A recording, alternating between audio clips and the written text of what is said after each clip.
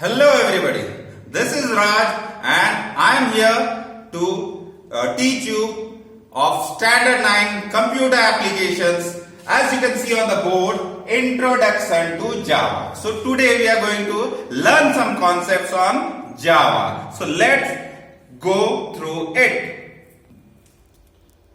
So here we are going to study about Introduction to Java for class 9.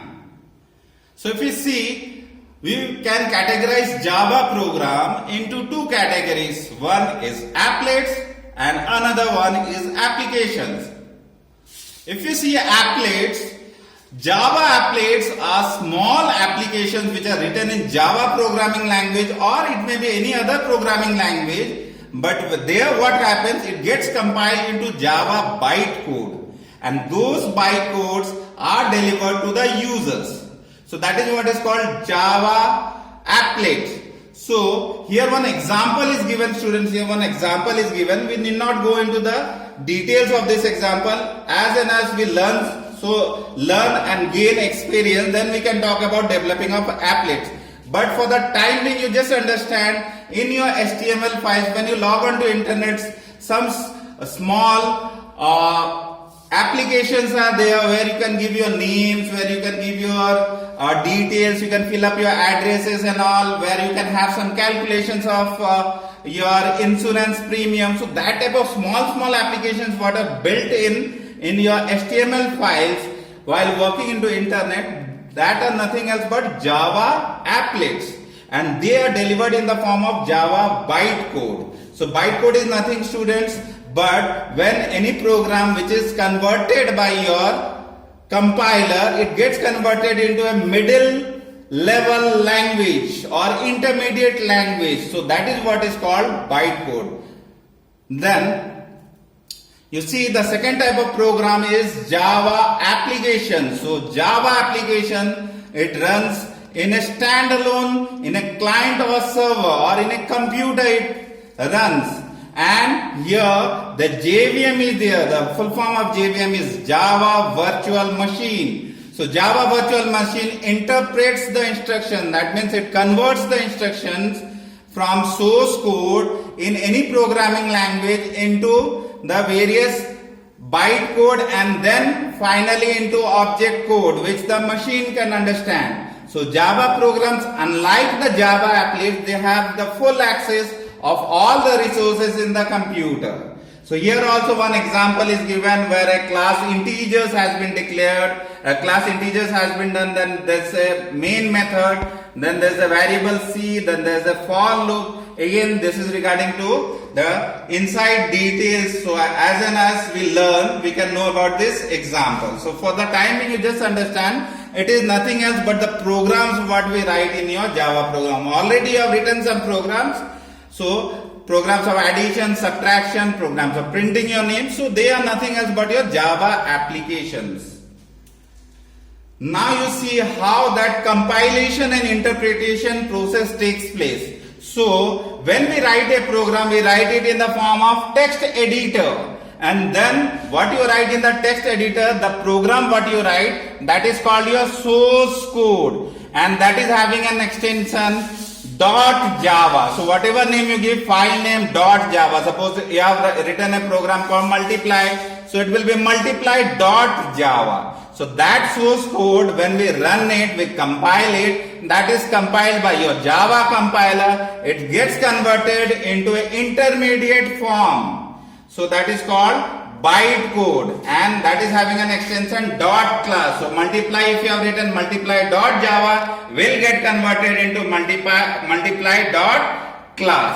And what is this bytecode? This is a middle intermediate. Actually what happens, computer does not understand your source code or the program you have written in English type language. So it understands only machine language. But in Java, what happens, that source code, English type language, is converted into mid type language, intermediate language, a language between what the human understand and what the machine understand. So that in between language, that is intermediate language, is nothing else but your bytecode. So that is .class file. Again, that even this is not understood by your computer. Then what happens? There comes JVM, Java Virtual Machine. That is the interpreter of Java. What it does, it takes the dot class file or the byte code and converts it into the object code according to the specific operating system. So Java Virtual Machine will decide upon which operating system you are in, whether you are in Windows, whether you are in Unix or Linux. According to the operating system,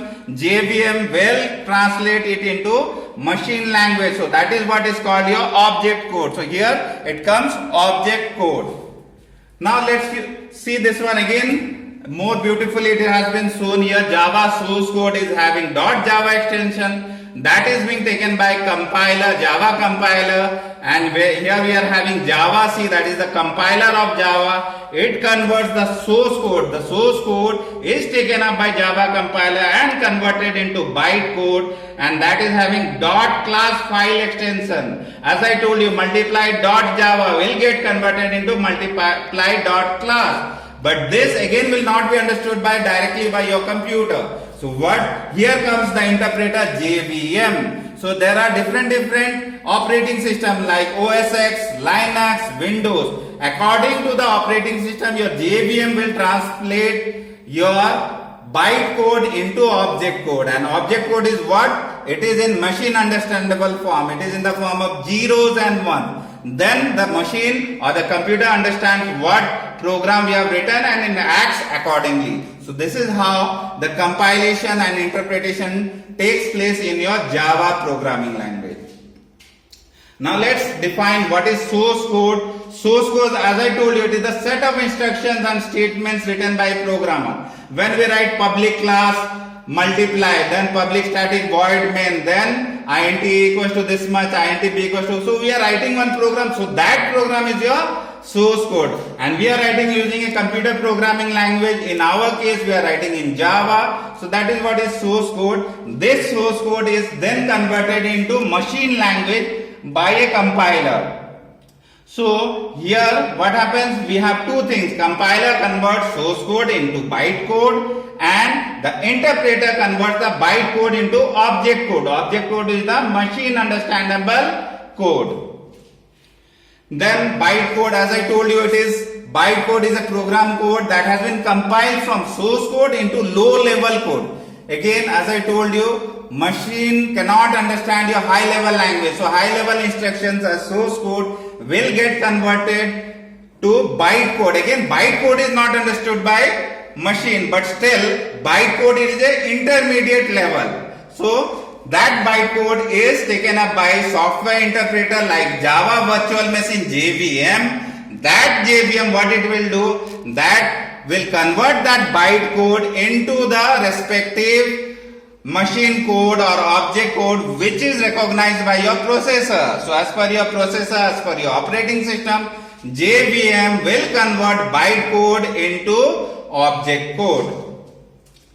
Then what is object code? As I told you, object code is a set of instruction code that is understood by a computer, and it is at the lowest hardware level. So this object code is the actual instruction which is being understood by your computer. And object code is usually produced by a compiler that reads high level computer language source instructions and translates them into machine language instruction. In case of Java, two things are doing it. Compiler converts source code into byte code, then the interpreter JVM converts your byte code into object code. And object code is the actual instruction which the computer understands, and it is at the lowest hardware level. Means your computer can understand as it is in the form of zeros and ones.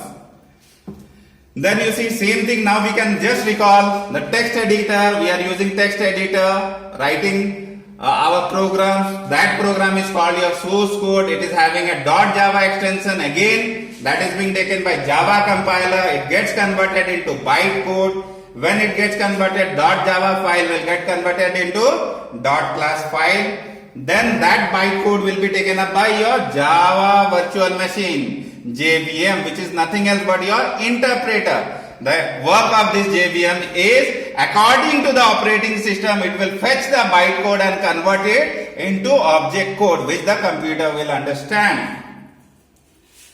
Then we'll see what are the features of Java. If we talk about the features of Java, Java is a simple programming language. Java is a robust programming language. Java is a secured programming language. Java is an object-oriented programming language. Java is a platform-independent programming language. So why are they called so? Let's go through them one by one. Simple. If we talk about simple, Java is a simple programming language because here computer instructions, what we want to give to the computer, they are written on English-based commands. Some English words we are using like for, if, else, like this some English words we are using. These are the commands. So it is very simple.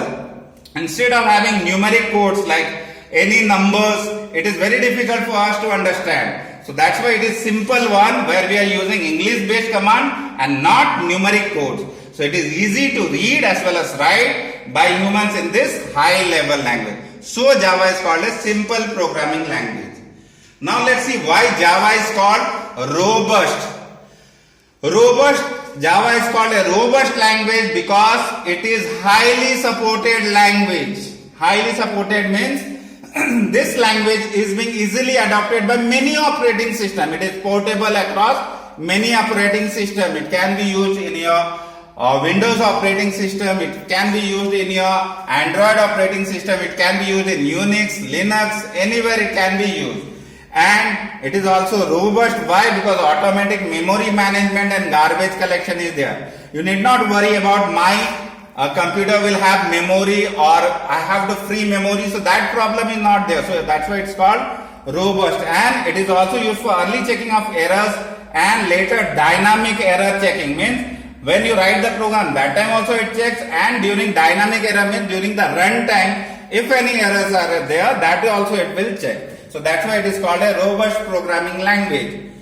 Then Java is called a secured programming language. Why? Because you don't have to worry about the memory. The memory management mechanism feature is already there in Java, and automatic garbage collection system means whatever values or whatever memories you don't require, you don't have to go and delete that memory. Java will delete that memory and free the memory by itself. You don't have to worry about that. Then regarding error checking, Java has strict rules for compiler checking. So compiler has some strict rules where it will check for errors and accordingly it will try to eradicate the errors.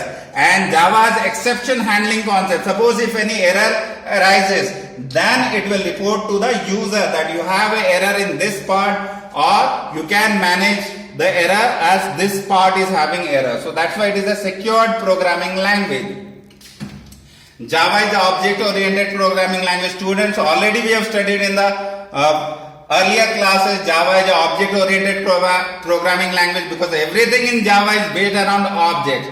And in Java, when you write a program, that is called class, and from class, objects are being created. Without class and without object, it is impossible to write any Java program. So Java is an object-oriented programming language. Now talking about Java is a platform independent language. Why platform independent language? Because you know Java applies two ways. It converts source code into bytecode, and that bytecode is very much portable. You give it, it is an intermediate language, and that bytecode can be taken up by any operating system. The JVM will take the bytecode, and according to that operating system, that bytecode will be converted into object code. So it does not arise any case whether my program will run in this operating system or it will not run in this operating system. You don't have to worry, because if your operating system has got JDK and which in fact has JVM, Java Virtual Machine, then Java Virtual Machine will fetch that bytecode easily and convert it into object code for the computer to work. So that was it for introduction to Java. Till then, bye bye.